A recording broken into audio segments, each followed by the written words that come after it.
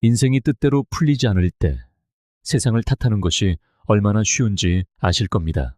우리는 자기 자신이 아닌 다른 것들, 이를테면 주변 환경이나 다른 사람들, 혹은 시기를 탓하곤 하죠. 하지만 여기 불편한 진실이 있습니다. 당신이 변하지 않으면 아무것도 변하지 않는다는 것입니다. 스토아 철학자들은 자유란 외부 세계를 통제하는 데서 오는 것이 아니라 내면의 세계를 다스리는 데서 온다고 믿었습니다. 만약 삶이 저절로 나아지기를 기다리는 대신 오늘부터 당신의 모든 선택과 행동, 모든 순간에 대해 온전한 책임을 지기로 결심한다면 어떨까요? 당신의 힘을 더 이상 남에게 넘겨주지 않는다면 1년 뒤 당신의 삶은 얼마나 달라져 있을까요?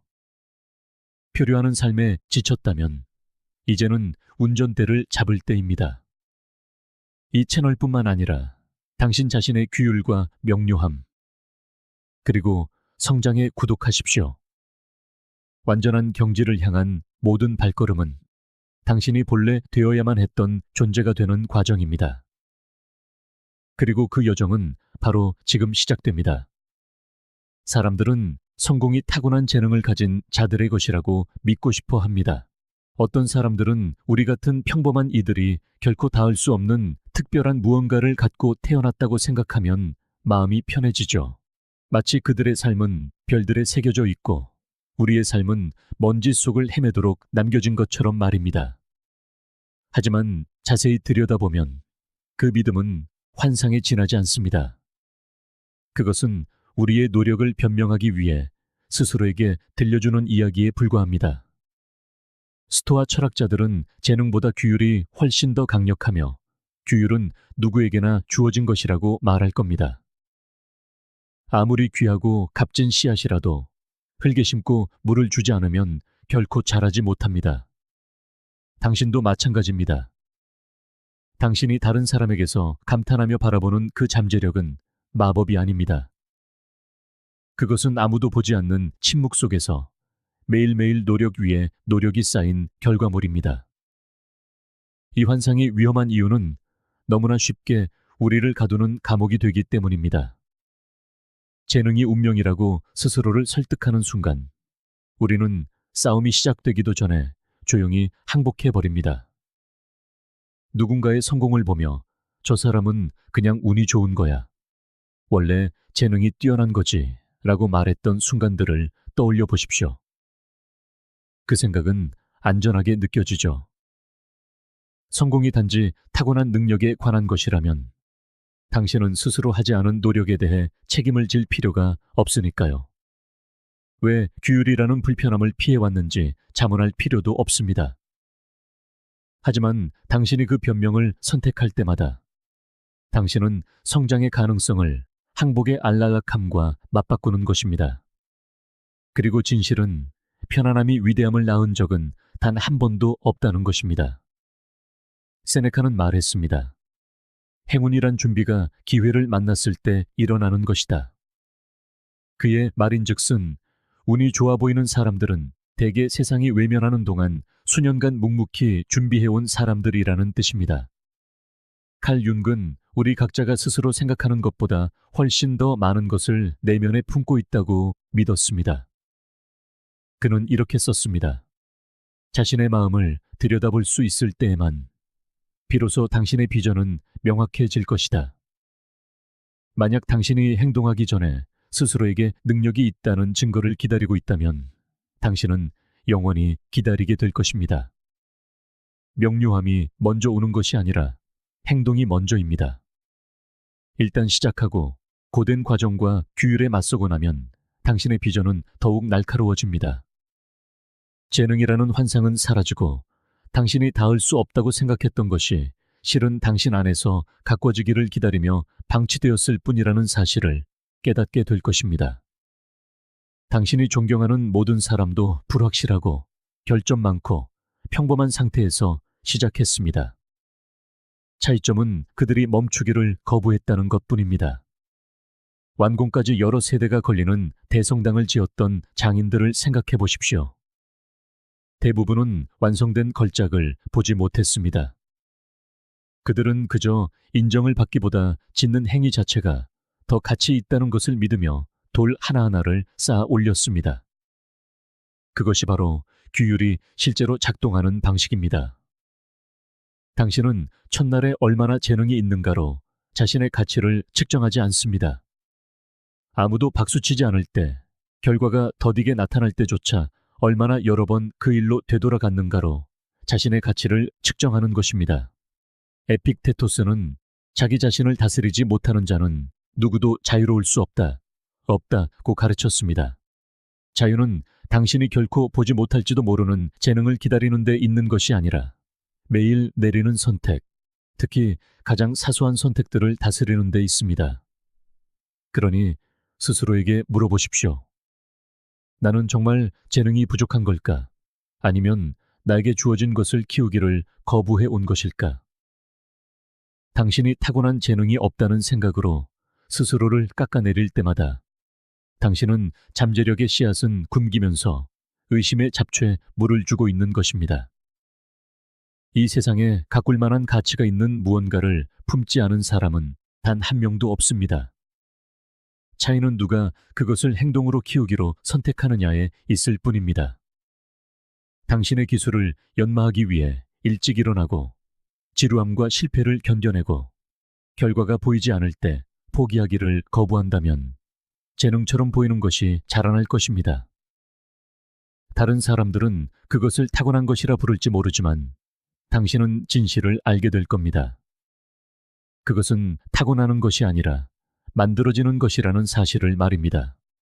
재능이라는 환상은 당신이 내버려두면 당신을 작은 존재로 머물게 할 것입니다. 당신은 할 수 없다고, 다른 사람들은 선택받았지만 당신은 아니라고 속삭일 겁니다. 하지만 더 깊이 들여다보면 정상에 오르는 사람들은 가장 재능 있는 사람들이 아닌 경우가 많다는 것을 알게 될 것입니다.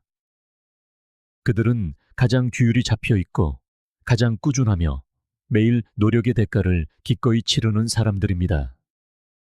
세상은 언제나 결과를 찬양하며 그것을 재능이라 부를 것입니다.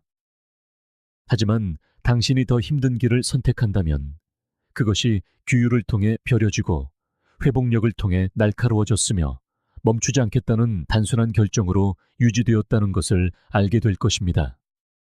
그리고 어쩌면 진정한 시험은 바로 여기에 있는지도 모릅니다. 문제는 당신이 충분한 재능을 가지고 태어났는지가 아닙니다. 문제는 당신이 가진 작은 것을 기꺼이 키워내어 충분함 이상으로 만들 의지가 있는가 하는 것입니다. 왜냐하면 위대함은 선물이 아니라 책임이기 때문입니다. 그리고 당신이 그 책임을 받아들인다면 한때 한계라고 느꼈던 바로 그것이 당신에게 성장하는 법을 가르쳐 주었음을 발견하게 될 것입니다. 삶이 평온하게 느껴질 때 책임감에 대해 말하기는 쉽습니다. 이론적으로 그 단어 자체는 강하고 고귀하며 심지어 영감을 주는 것처럼 들립니다. 하지만 새벽동이 특이 전 알람이 울릴 때, 그날의 과업이 끝없이 펼쳐져 있을 때, 아무도 지켜보거나 박수쳐주지 않을 때, 바로 그때 책임감의 진정한 무게가 드러납니다. 그 고요한 순간들 속에서 단어의 화려함은 빛을 잃습니다. 그리고 남는 것은 더 편안했던 시절, 스스로에게 속삭였던 약속들을 과연 지킬 것인가 하는 날것의 질문뿐입니다. 진정한 책임감은 화려하지 않습니다. 벽에 걸린 동기부여 문구도 연설을 듣고 난 뒤에 순간적인 에너지도 아닙니다. 그것은 더 쉬운 길이 있음에도 불구하고 나타나는 고된 과정이며 다른 누구도 당신을 위해 져줄 수 없는 짐을 짊어지는 규율입니다. 그 무거움 때문에 수많은 사람들이 책임감에 대해 말은 하면서도 결코 실천하지 못합니다. 그것이 불편하게 느껴지는 이유는 모든 변명을 벗겨내기 때문입니다. 거울이 당신에게 당신이 하겠다고 말한 것을 했는가? 라고 담백하게 물을 때 당신은 더 이상 시간이 없었어 라거나 기회가 주어지지 않았어 라고 말할 수 없습니다. 마르쿠스 아우렐리우스는 이를 날카로운 간결함으로 포착했습니다. 선한 사람이 어떠해야 하는지에 대해 더 이상 논쟁하며 시간을 낭비하지 마라. 그냥 그런 사람이 되어라. 마찬가지로 책임감이 어떤 모습이어야 하는지 더 이상 토론하며 시간을 낭비하지 마십시오. 당신은 행동하거나 행동하지 않거나 둘 중 하나입니다. 약속을 지키거나 배신하거나 둘 중 하나입니다. 중간지대는 없습니다. 하지만 이 무게는 당신을 짓누르기 위한 것이 아닙니다. 당신을 더 강하게 만들기 위한 것입니다. 무거운 돌을 드는 것을 생각해 보십시오.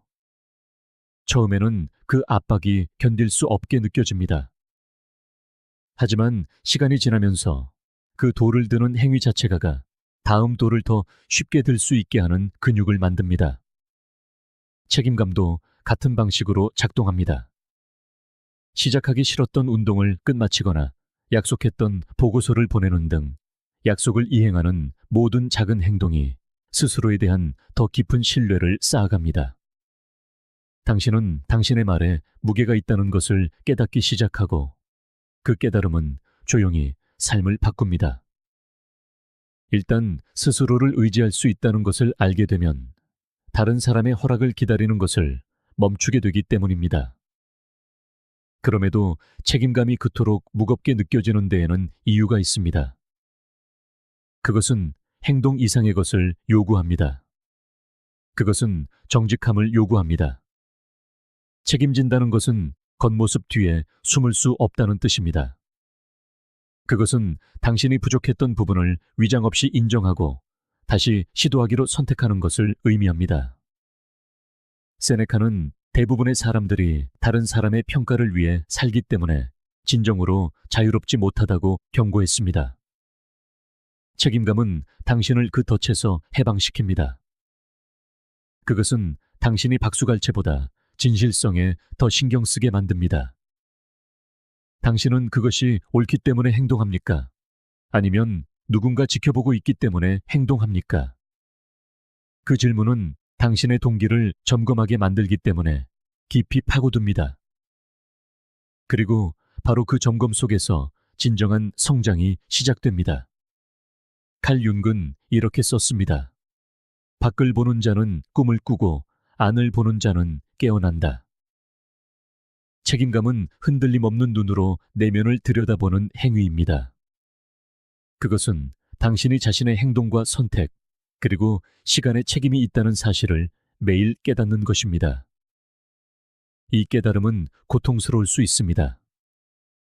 환경이나 다른 사람들이 당신의 정체에 대한 원인이라는 위안을 주는 환상을 제거하기 때문입니다.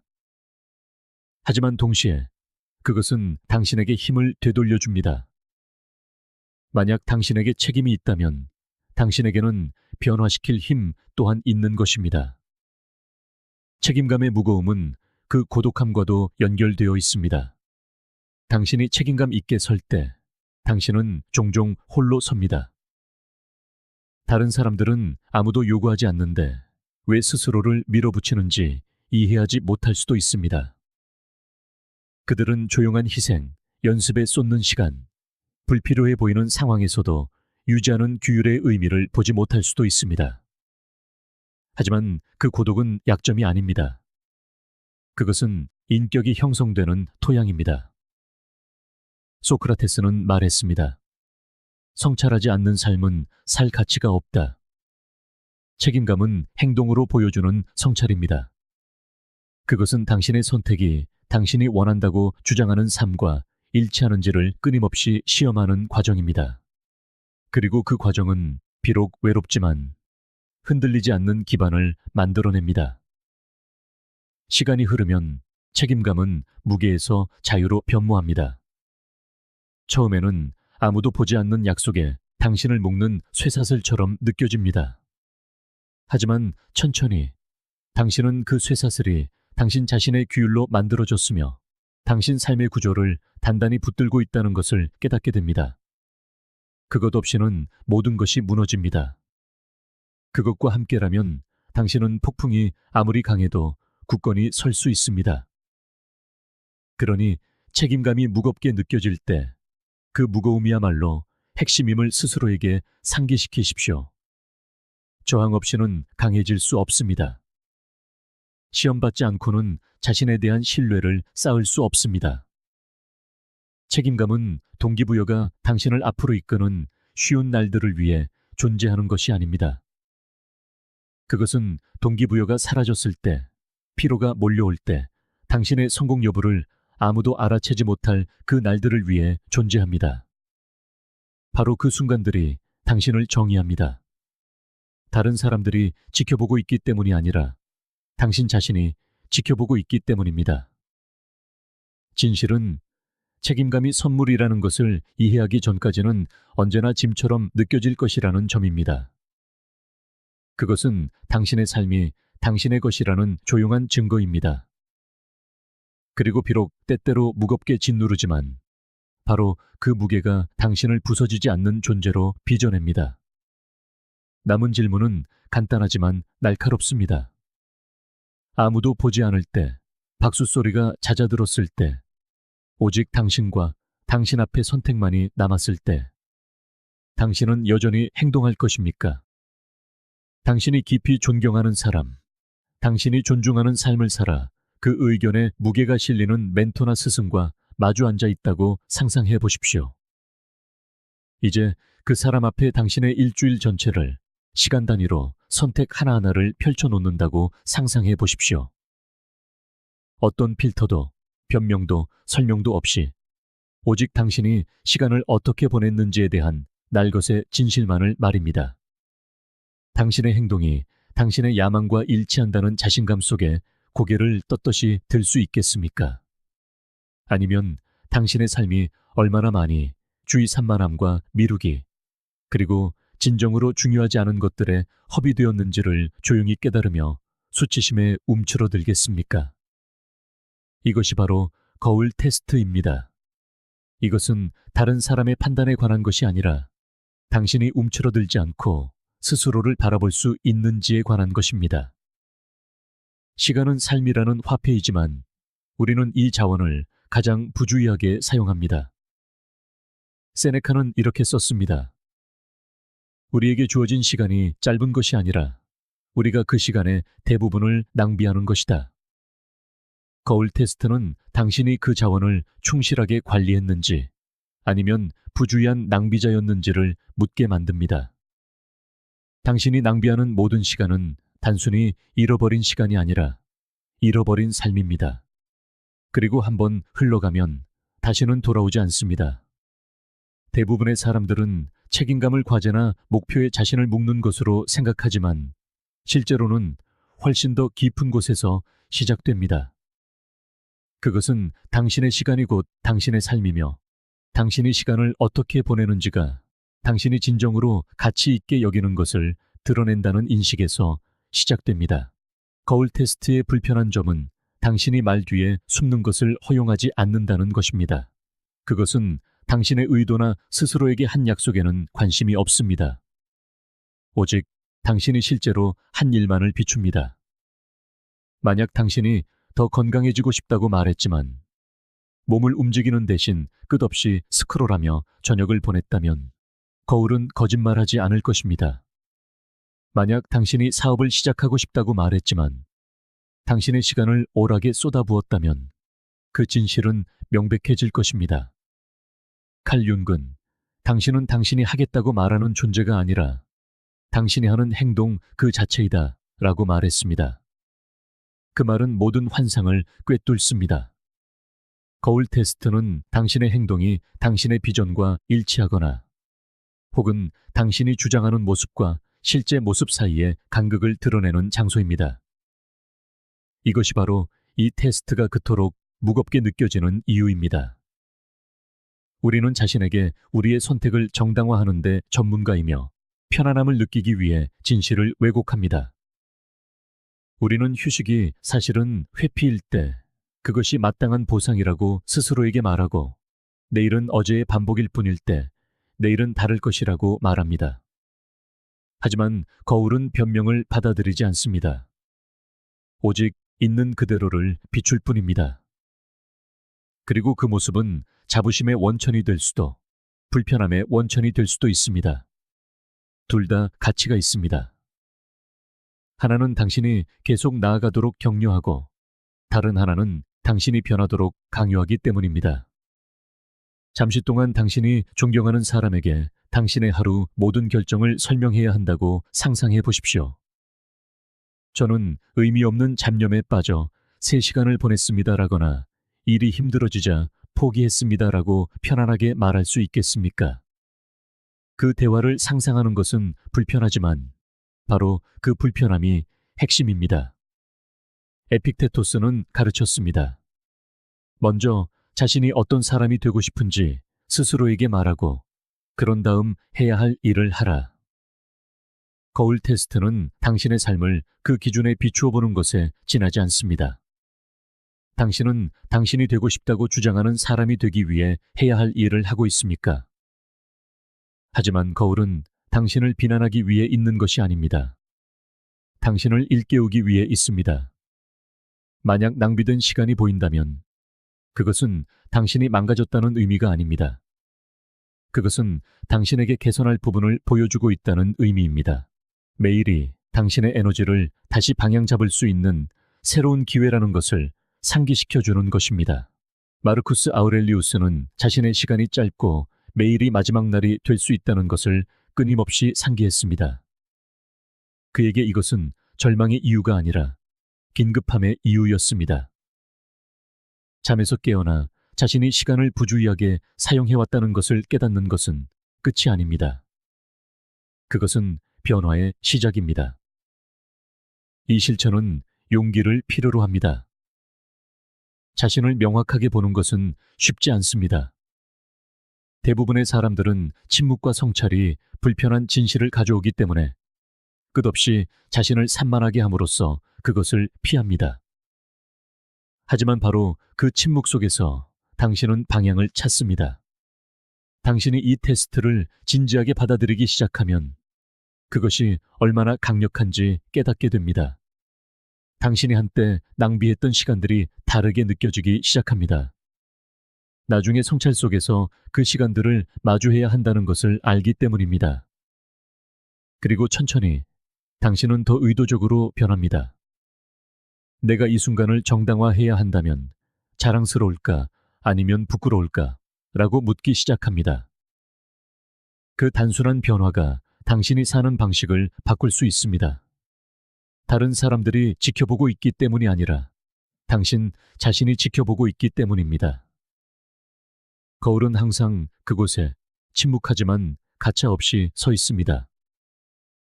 그러니 당신은 당신의 삶을 얼마나 많이 눈치채지 못한 채 흘려보내고 있습니까? 그 질문은 당신을 괴롭히기 위한 것이 아니라 당신에게 주어진 선물을 상기시키기 위한 것입니다. 시간은 제한적이고 연약하며 신성합니다. 당신이 그것을 존중할 때 당신은 스스로를 존중하는 것입니다. 거울 테스트는 환상을 벗겨내기 때문에 무겁지만 명료함을 주기 때문에 자유롭습니다. 그리고 명료함과 함께 힘이 옵니다. 당신이 현재의 모습과 되고 싶은 모습을 일치시킬 수 있는 힘 말입니다. 변명은 이성의 가면을 쓰고 있기 때문에 우리가 스스로에게 하는 가장 그럴듯한 거짓말 중 하나입니다. 시간이 없어. 도와주는 사람이 없어. 가진 게 없어. 겉으로 보면 이 말들은 합리적이고 심지어 책임감 있게 들리기까지 합니다. 하지만 그 껍질을 벗겨보면 모두 똑같은 것입니다. 바로 책임감의 무게에서 벗어나려는 시도입니다. 변명은 우리가 더 많은 것을 원했다는 환상을 유지하면서도 더 적게 행동하는 것을 정당화하게 해줍니다. 문제는 변명이 단기적으로는 우리의 편안함을 지켜줄지 모르지만 우리가 살 수 있었던 삶을 조용히 훔쳐간다는 것입니다. 변명은 비난의 화살을 우리에게서 다른 곳으로 돌리기 때문에 매혹적입니다. 그것은 우리가 갇혀있는 이유가 우리 자신의 선택보다는 외부의 힘과 더 관련이 있다고 상상하게 만듭니다. 하지만 더 자세히 들여다보면 변명이 하나의 패턴, 즉 당신의 힘을 넘겨주는 패턴을 만든다는 것을 알게 될 것입니다. 때문에 할 수 없어 라고 말할 때마다 당신은 당신 삶의 통제권을 당신 외부의 무언가에 넘겨주는 것입니다. 그리고 조금씩 당신은 스스로 미래를 만들어갈 능력이 있다는 믿음을 잃게 됩니다. 마르쿠스 아우렐리우스는 매일 스스로에게 상기시켰습니다. 너는 외부 사건이 아닌 네 마음에 대한 힘을 가지고 있다. 이를 깨달으면 너는 힘을 찾을 것이다. 변명은 그 진실을 부정합니다. 진짜 해결책이 항상 여기 안에 있었음에도 문제가 항상 저기 밖에 있다고 당신을 설득합니다. 변명이 그토록 위험한 이유는 단순히 행동을 지연시키기 때문만이 아닙니다.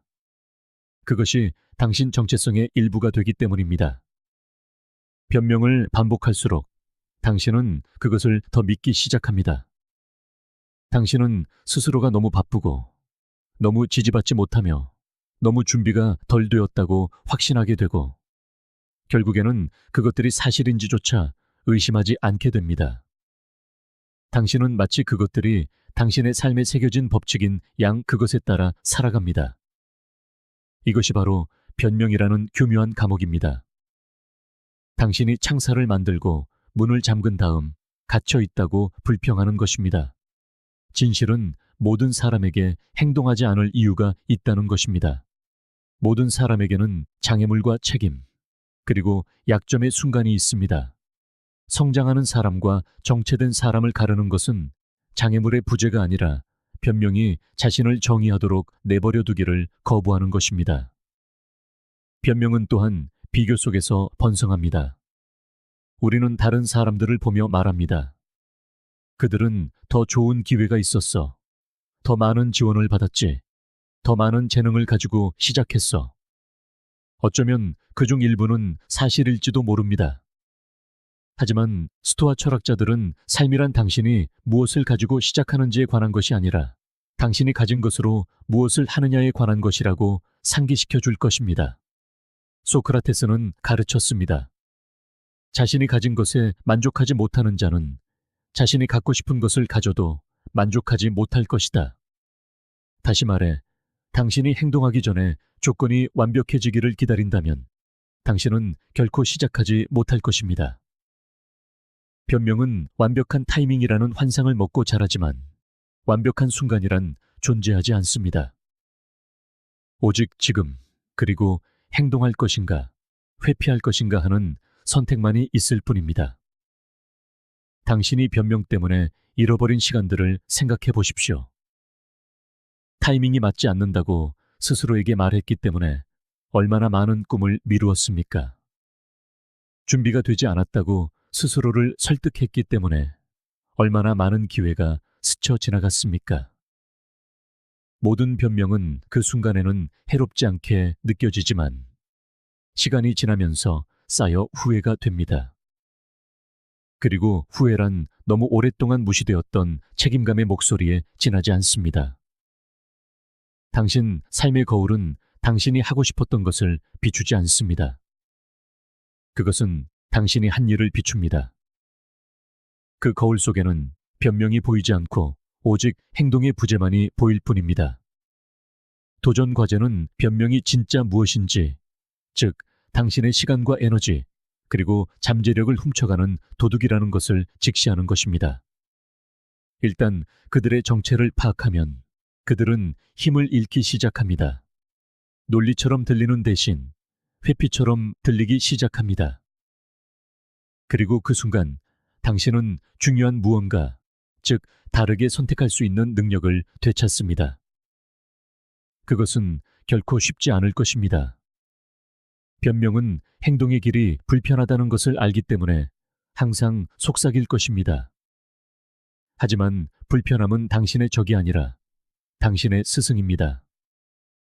스토아 학파는 더 강해지고 스스로를 시험하며 자신의 인격이 편안함에 의존하지 않는다는 것을 증명하기 위한 방법으로 불편함을 받아들였습니다. 당신이 변명에 귀 기울이는 것을 멈출 때 당신은 장애물을 포기할 이유가 아니라 일어설 기회로 보기 시작합니다. 그리고 천천히 한때 당신을 억눌렀던 바로 그 무게가 당신의 힘을 키우는 저항력이 됩니다. 그러니 다음에 시간이 없어, 혹은 도와주는 사람이 없어 라고 말하는 자신을 발견하면 잠시 멈추고 주의 깊게 들어보십시오. 스스로에게 물어보십시오. 그 말들이 진실인가? 아니면 단지 두려움이 변장한 것인가? 기억하십시오. 변명은 아무리 그럴듯해도 당신을 보호하는 것이 아니라 당신에게서 빼앗아갈 뿐입니다. 그들은 당신이 살 수 있었던 삶, 실현할 수 있었던 잠재력, 이룰 수 있었던 미래를 빼앗아 갑니다.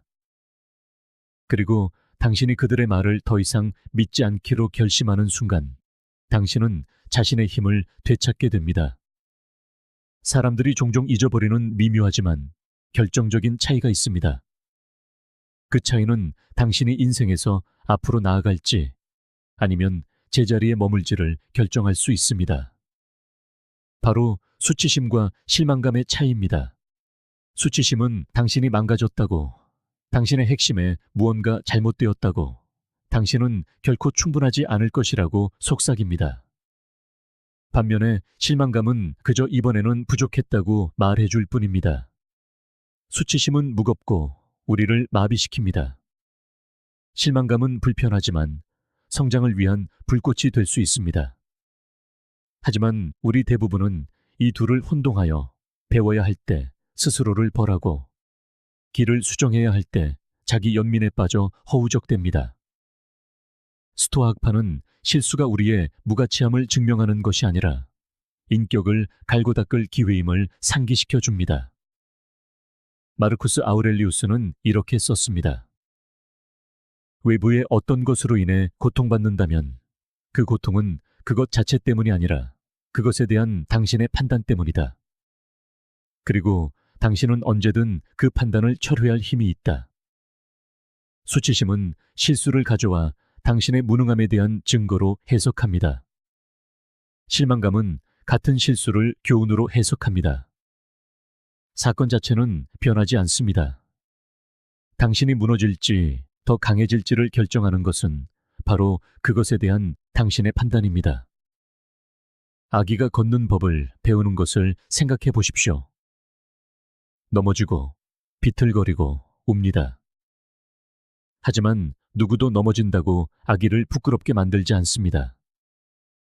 넘어지는 것은 아기가 망가졌다는 증거가 아니라 배우고 있다는 증거로 여겨집니다.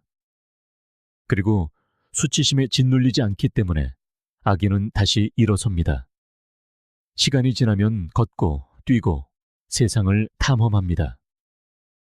이제 우리가 어른이 되어 스스로를 얼마나 가혹하게 대하는지 생각해 보십시오. 한 번의 실패, 놓친 기회, 거절에 우리는 수치심에 무너지며 그 넘어짐이 우리가 가치 없다는 의미라고 스스로를 설득합니다. 하지만 우리가 아기에게 보여주는 것과 같은 인내심으로 자신을 바라본다면 어떨까요? 수치심이 우리를 땅에 묶어두게 하는 대신 실망감이 우리를 앞으로 나아가게 하는 안내자가 되도록 허락한다면 어떨까요? 칼 융은 이렇게 썼습니다. 나는 내게 일어난 일이 아니다. 나는 내가 되기로 선택한 것이다. 수치심은 당신을 과거에 일어난 일에 묶어둡니다. 실망감은 앞으로 가능할 일에 대한 문을 열어줍니다. 이 구별은 매우 중요합니다. 만약 당신이 수치심을 책임감과 혼동한다면 성장하는 대신 스스로를 벌하게 될 것입니다. 스토아 학파의 방식은 자기 비난이 아니라 자기 성찰입니다. 당신은 실수를 부정하지 않지만 그것을 필요 이상으로 부풀리지도 않습니다. 당신은 그것을 명확히 바라보고 그것이 무엇을 드러내는지 묻고 다음번에는 무엇을 다르게 할지 결정합니다. 이런 면에서 실망감은 희망의 한 형태입니다. 실망한다는 것은 당신이 여전히 무언가를 신경 쓰고 더 나은 것에 대한 비전을 품고 있다는 의미입니다. 하지만 수치심은 그 비전을 앗아갑니다.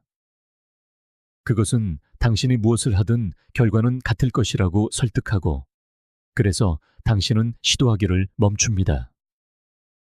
에픽테토스는 말했습니다.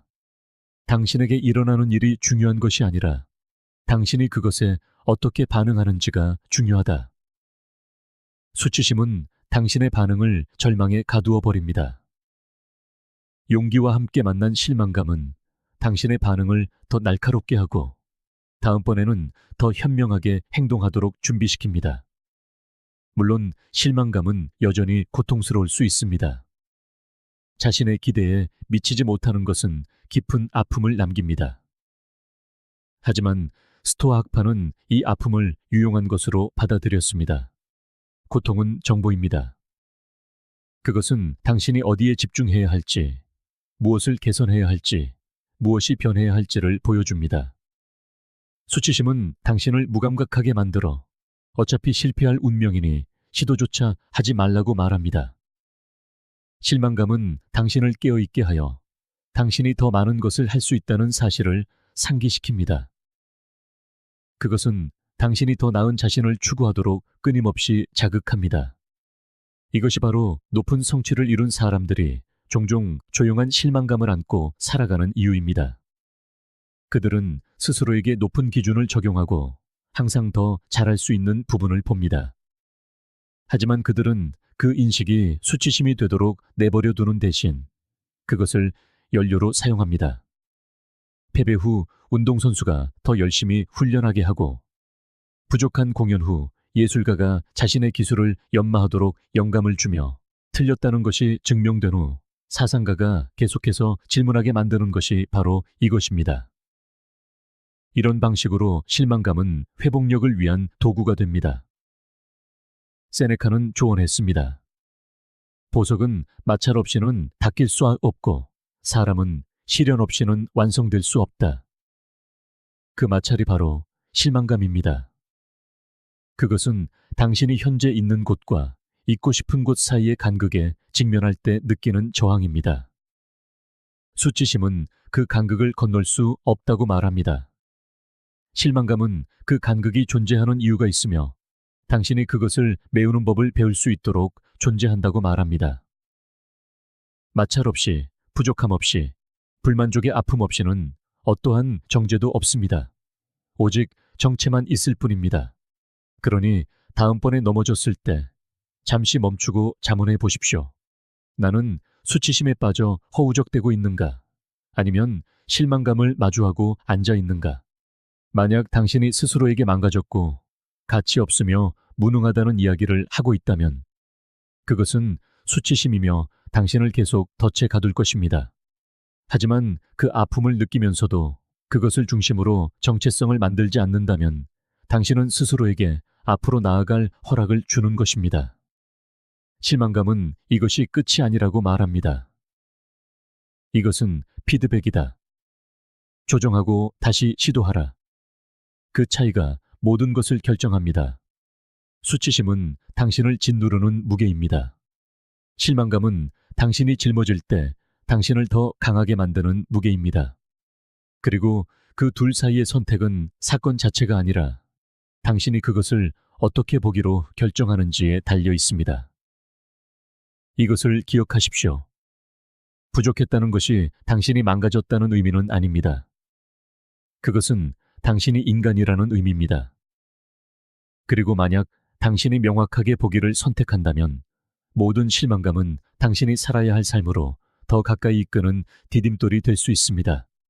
삶이 당신을 밀어낼 때 당신이 할 수 있는 가장 강력한 일은 동시에 가장 불편한 일이기도 합니다. 당신은 스스로에게 물어야 합니다. 어떻게 이게 내 탓일 수 있을까? 처음에는 이 말이 공격처럼 느껴질 것입니다. 명백히 당신이 저지르지 않은 일에 대해 책임지라는 요구처럼 들릴 수 있습니다. 하지만 이 질문은 당신을 무너뜨리기 위한 무기가 아닙니다. 당신의 영향력이 진정으로 어디에 있는지 발견하기 위해 고안된 도구입니다. 그것은 비난이라는 안락함을 벗겨냅니다. 외부로 손가락질하는 쉬운 피난처를 거부합니다. 그리고 그렇게 함으로써 당신의 힘이 실제로 존재하는 내면을 들여다보게 만듭니다. 대부분의 사람들은 스스로를 상황의 희생자로 여기는 것을 선호합니다. 이건 그들 때문에 일어난 일이야.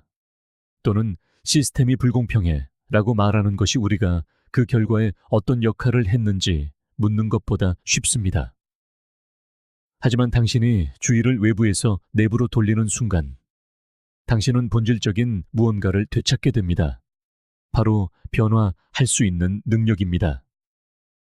스토아 학파는 이 구분을 명확히 했습니다. 에픽테토스는 가르쳤습니다. 우리는 외부 환경을 선택할 수 없지만 그것에 어떻게 반응할지는 언제나 선택할 수 있다. 어떻게 이게 내 탓일까? 라고 묻는 것은 내 반응 중 통제할 수 있었지만 그러지 못했던 부분은 무엇인가? 라고 묻는 또 다른 방식입니다. 직장에서의 실수, 실패한 관계 또는 놓친 기회를 생각해 보십시오. 다른 사람들이 잘못한 점을 부각하며 이런 일들을 설명하고 싶은 유혹이 들기 마련입니다. 하지만 그 길을 선택하면 당신은 아무것도 배우지 못합니다.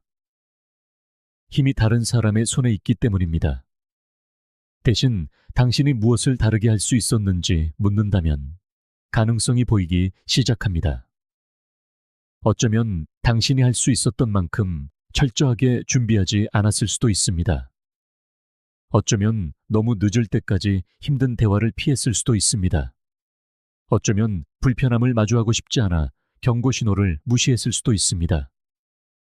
이러한 깨달음은 아프지만 앞으로 나아갈 길을 밝혀줍니다. 비난은 당신을 올가맬 뿐입니다. 책임감은 성장의 문을 엽니다. 칼 융은 이렇게 썼습니다. 무의식을 의식화하기 전까지 그것은 당신의 삶을 지배하고 당신은 그것을 운명이라 부를 것이다. 당신이 어려운 질문을 던지기를 거부할 때 당신의 맹점이 당신의 삶을 운영합니다. 당신은 같은 실수를 반복하면서 그것을 불운이라고 부르게 됩니다. 하지만 어떻게 이게 내 탓일까? 라고 물을 때 당신은 그 숨겨진 곳에 빛을 비추게 됩니다. 당신의 선택을 조용히 형성해 온 회피오리피, 나약함 또는 두려움의 패턴을 보게 됩니다. 그리고 일단 그것들을 보게 되면 더 이상 당신이 무력하다고 위장할 수 없습니다. 운명이라는 환상은 사라지고 선택이라는 현실이 당신 앞에 서게 됩니다. 이 질문이 그토록 두렵게 느껴지는 이유는 그것이 변명을 제거하기 때문입니다. 만약 당신의 행동이 기여한 어떤 방식을 항상 찾을 수 있다면 숨을 안전한 곳은 없습니다. 그것은 힘든 진실이지만 또한 해방이기도 합니다. 숨을 안전한 곳이 없다면 당신을 억누르는 우리도 없기 때문입니다. 당신은 영원히 같은 순환을 반복할 운명이 아닙니다. 당신은 조정하고 배우고 성장할 수 있습니다. 물론 이것은 파괴적인 의미의 자책에 관한 것이 아닙니다. 당신은 잘못된 모든 것에 대해 스스로를 질책하라는 의미가 아닙니다. 인생은 당신이 만들지 않은 폭풍, 상실, 배신, 사고를 항상 가져올 것입니다. 이 질문의 요점은 책임을 져야 할 것이 아닌 것에 죄책감을 부여하는 것이 아닙니다. 그것은 당신의 영향력이 더 클 수 있었던 곳, 당신의 선택이 결과를 형성한 곳, 그리고 미래에 어떻게 다르게 반응할 수 있는지를 발견하는 것입니다. 이것은 처벌이 아닌 책임에 관한 것입니다. 책임은 무엇이 공정한지에 관한 것이 아니라 무엇이 유용한지에 관한 것입니다. 그리고 어떤 일이 어떻게 당신의 탓인지 묻는 것은 유용합니다. 왜냐하면 그것은 당신이 다음번에 행동할 힘이 어디에 있는지 드러내기 때문입니다. 위대한 지도자, 사상가, 창조자들은 모두 이 어려운 질문을 던질 수 있는 능력을 공유합니다. 그들은 오래된 상처를 돌보거나 손가락질하며 세월을 낭비하지 않습니다. 그들은 묻습니다. 내가 어떤 역할을 했는가? 그리고 다음번에는 어떻게 다르게 할 수 있을까? 이 사고방식은 실패를 적이 아닌 스승으로 바꿉니다. 그것은 좌절을 당신을 길 잃게 만드는 우회로가 아니라 앞으로 나아가는 길의 일부로 만듭니다. 그러니 인생이 당신에게 부딪혀 올 때, 직장을 잃었을 때, 관계가 실패했을 때, 기회가 스쳐 지나갔을 때, 잠시 멈추고 가장 어려운 질문을 던지십시오. 스스로를 갈갈이 찢기 위해서가 아니라 더 현명하게 자신을 재구성하기 위해서 말입니다. 물어보십시오. 내가 통제할 수 있었지만 무시했던 것은 무엇인가? 어디서 다르게 행동할 수 있었을까? 불편하다는 이유로 피했던 선택은 무엇이었나? 그 답은 결코 쉽지 않지만 항상 가치가 있습니다. 왜냐하면 그것들은 인생이 벅차게 느껴질 때조차도 당신이 결코 완전히 무력하지 않다는 것을 드러내기 때문입니다. 결국 가장 어려운 질문은 또한 가장 자유로운 질문입니다. 그것은 당신이 스스로를 희생자로 보는 것을 멈추고 당신 자신의 삶에 참여자로 보기 시작하도록 도전합니다. 그리고 당신이 그 역할을 받아들일 때 모든 것이 변합니다. 당신은 다른 사람들이 당신을 위해 문제를 해결해 주기를 기다리는 것을 멈춥니다. 당신은 세상이 불공평하다고 분개하는 것을 멈춥니다. 당신은 당신의 실패와 당신의 미래에 대한 주인의식을 갖게 됩니다.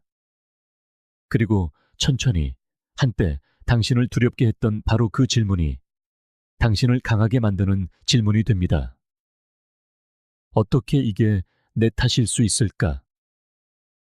당신의 삶을 통제하는 데에는 대가가 따릅니다.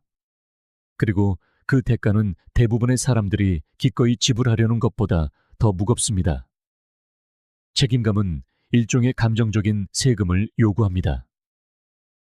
돈이 아닌 노력, 희생, 정직함으로 끊임없이 징수되는 통행료입니다. 그것은 당신의 안락함을 대가로 요구합니다. 안락함은 회피 속에서 번성하기 때문입니다. 그것은 당신의 변명을 대가로 요구합니다. 변명은 당신이 책임을 지는 순간 사라지기 때문입니다. 그리고 그것은 남을 탓하는 사치를 대가로 요구합니다. 주인의식은 비난의 여지를 남기지 않기 때문입니다. 이 대가들은 가파르게 느껴지고 때로는 고립감을 느끼게 할 수 있습니다. 하지만 진실은 그 대가로 얻는 것이 잃는 것보다 훨씬 크다는 것입니다. 당신은 스스로를 신뢰하는 능력을 얻고 그 신뢰와 함께 당신 자신의 이야기에서 승객처럼 표류하는 것을 멈춥니다. 당신은 운전석에 앉아 당신이 내리는 모든 선택이 무게를 지닌다는 것을 완전히 인식하게 됩니다. 그 인식은 처음에는 불안할 수 있습니다.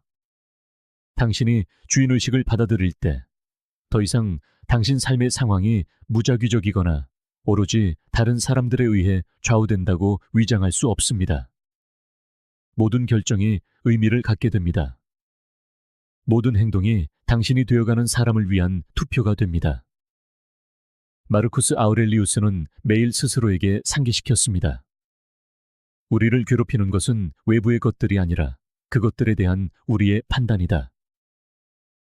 당신의 판단에 대한 주인의식을 갖는다는 것은 당신 삶의 질이 당신 주변의 폭풍에 의해 결정되는 것이 아니라 당신이 그것을 어떻게 헤쳐나가기로 선택하는지에 의해 결정된다는 것을 받아들이는 것입니다. 그리고 당신이 그 진실을 진지하게 받아들이면 변명은 더 이상 예전과 같은 매력을 갖지 못합니다. 당신은 그것들이 실은 아무데로도 이어지지 않는 탈출로라는 것을 깨닫기 시작합니다. 하지만 여기에 역설이 있습니다. 주인의식의 대가는 무겁지만 그것을 지불하지 않으면 당신은 훨씬 더 무거운 짐을 지게 됩니다. 당신이 주인의식을 거부할 때 당신은 후회, 의심, 그리고 스스로를 배신하고 있다는 조용한 감각으로 대가를 치릅니다. 다른 사람을 탓하거나 변명 속으로 후퇴하는 순간적인 안도감은 항상 낭비된 시간과 잃어버린 잠재력이라는 이자와 함께 돌아옵니다. 세네카는 썼습니다. 우리가 망설이고 미루며 시간을 낭비하는 동안 인생은 흘러가 버린다.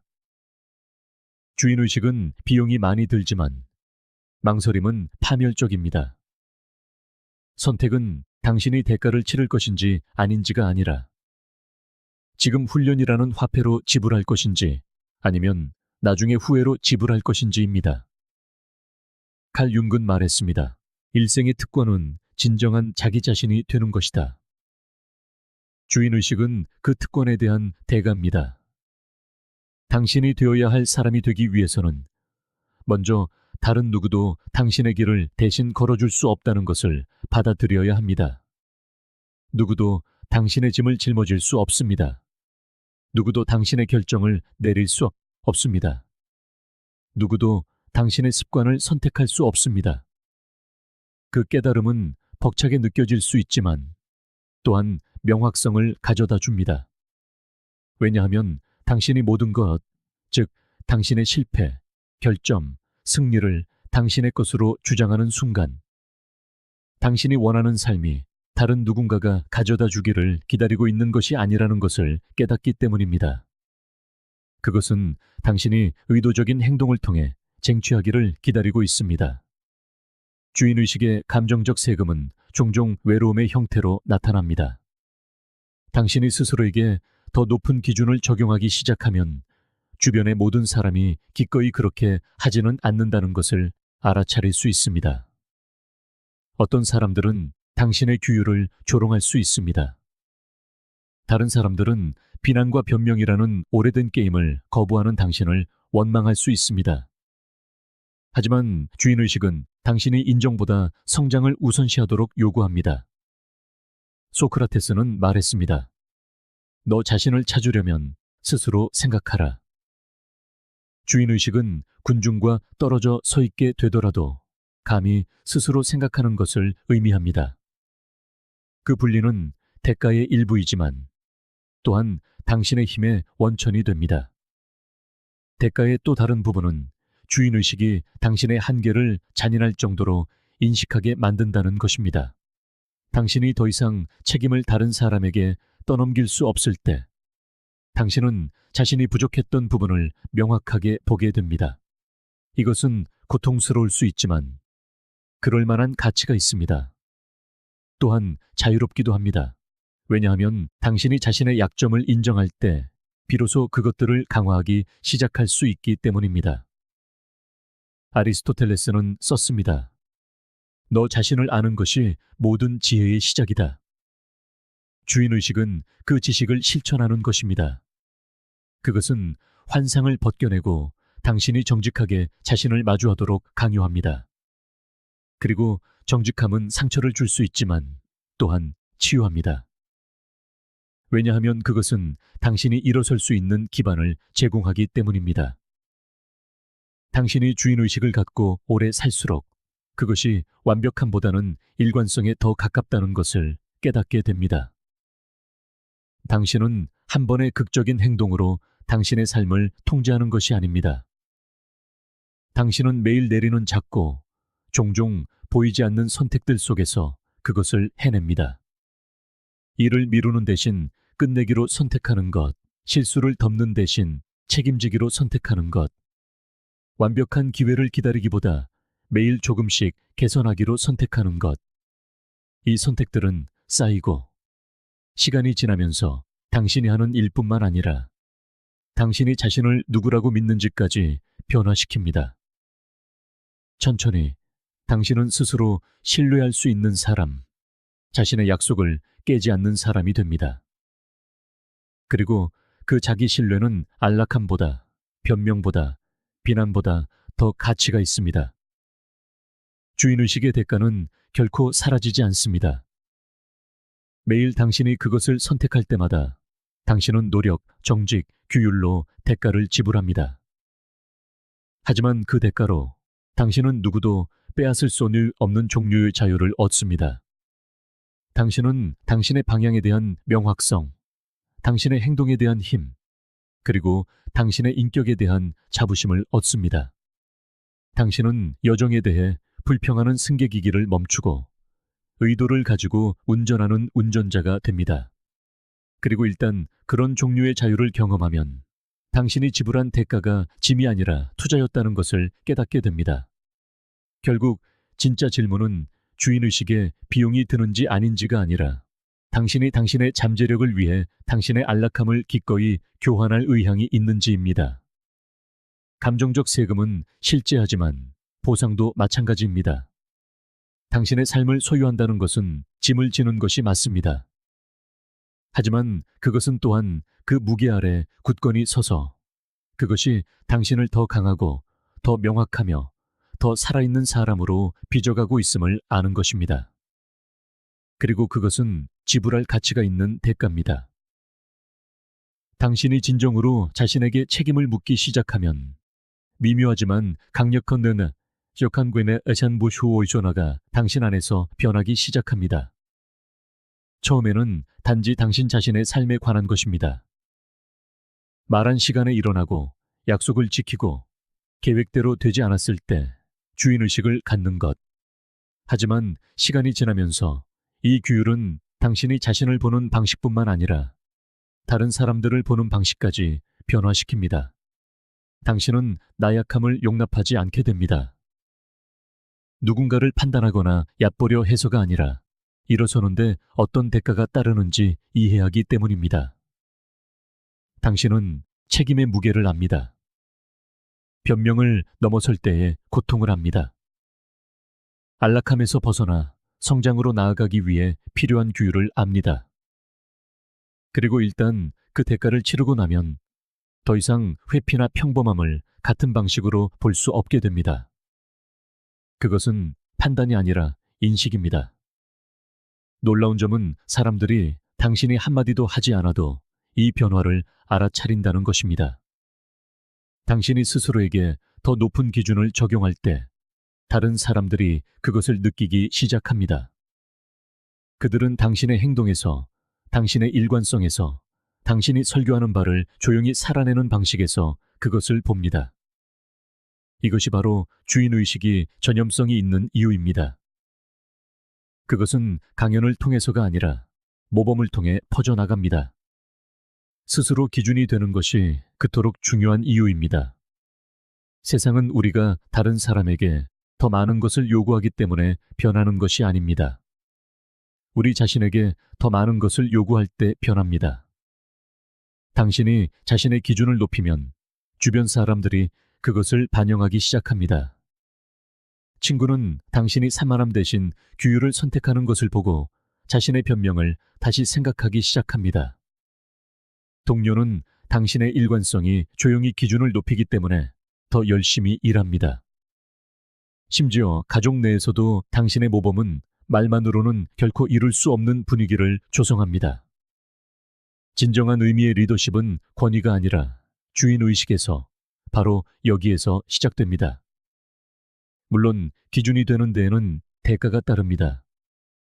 사람들은 처음에는 당신에게 저항할 것입니다. 어떤 사람들은 비판할 것입니다. 다른 사람들은 멀어질 수도 있습니다. 권위는 자신을 마주할 준비가 되지 않은 사람들을 위협합니다. 하지만 여기서도 스토아학파는 명확성을 제공합니다. 에픽테토스는 말했습니다. 당신의 철학을 설명하지 말고 그것을 구현하라. 만약 당신의 기준이 다른 사람들을 불편하게 한다면 그렇게 두십시오.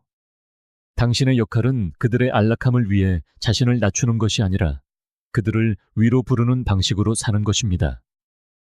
당신은 누구도 일어나도록 강요할 수 없지만 내려오기를 거부할 수는 있습니다. 그리고 시간이 지나면 한때 저항했던 바로 그 사람들이 당신이 선택한 길을 존경하거나 심지어 따르기 시작할 수도 있습니다. 당신이 책임을 질 때, 당신 자신의 힘에 눈을 뜰 때, 당신은 군중과 함께 표류하는 또 다른 사람이 아닌 그 이상이 됩니다. 당신은 기준이 되고 다른 사람들이 자연스럽게 자신을 평가하는 척도가 됩니다. 그리고 이것은 완벽함을 의미하지 않습니다. 그것은 정직, 성실, 그리고 삶을 의미 있게 만드는 책임들을 포기하지 않으려는 거부를 의미합니다. 깨어난다는 것은 모든 것을 흠잡을 데 없이 하는 것이 아니라 변명이나 환상 없이 의식적으로 삶을 마주하는 것입니다. 당신이 이것을 더 많이 받아들일수록 책임이 단지 개인적인 것이 아니라 사회적인 것이라는 것을 더 많이 깨닫게 됩니다. 당신의 행동은 바깥으로 파문을 일으킵니다. 주인의식을 갖고 삶으로써 당신은 무의식적으로 다른 사람들에게도 그렇게 할 수 있는 허락을 줍니다. 그들이 당신이 스스로에게 책임을 묻는 것을 볼 때 그들도 만약 그렇게 한다면 무엇이 가능할지 궁금해하기 시작합니다. 이런 방식으로 당신은 단지 당신 자신의 삶을 바꾸는 것이 아닙니다. 당신은 당신 주변의 문화를 재구성하기 시작합니다. 세네카는 말했습니다. 당신을 발전시킬 가능성이 있는 사람들과 어울려라. 당신이 기준이 될 때 당신은 다른 사람들에게 바로 그런 사람이 됩니다. 당신은 끌어내리는 존재가 아니라 들어 올리는 존재이며 변명하는 예시가 아니라 밀어주는 예시가 됩니다. 하지만 그 작업은 결코 끝나지 않습니다. 기준이 된다는 것은 당신이 실패를 넘어선 지점에 도달하는 것에 관한 것이 아닙니다. 그것은 그것이 어렵고 외롭게 느껴질 때조차도 그 길에 계속 헌신하는 것에 관한 것입니다. 당신의 기준이 높을수록 당신 자신의 단점을 더 많이 보게 될 것입니다. 하지만 그것이 과정의 일부입니다. 그것은 당신을 겸손하게 하고 정직하게 하며 계속 움직이게 합니다. 아리스토텔레스는 이렇게 썼습니다. 우리는 우리가 반복적으로 행하는 것 그 자체이다.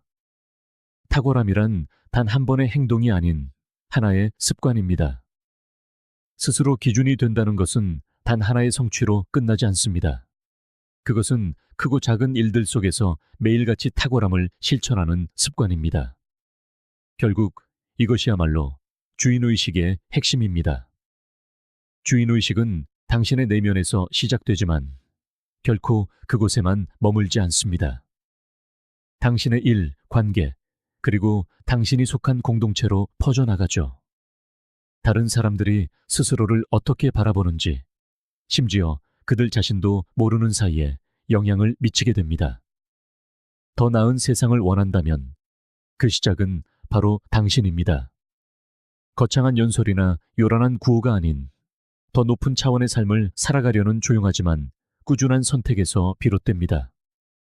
아무도 보지 않을 때에도 스스로에게 책임을 다하는 것, 자신의 책임을 온전히 자각함으로써 다른 이들 또한 일깨우는 것입니다. 기준이 된다는 것은 다른 누구보다 우위에 서는 것이 아닙니다. 자기 자신과 온전히 하나가 되는 것입니다.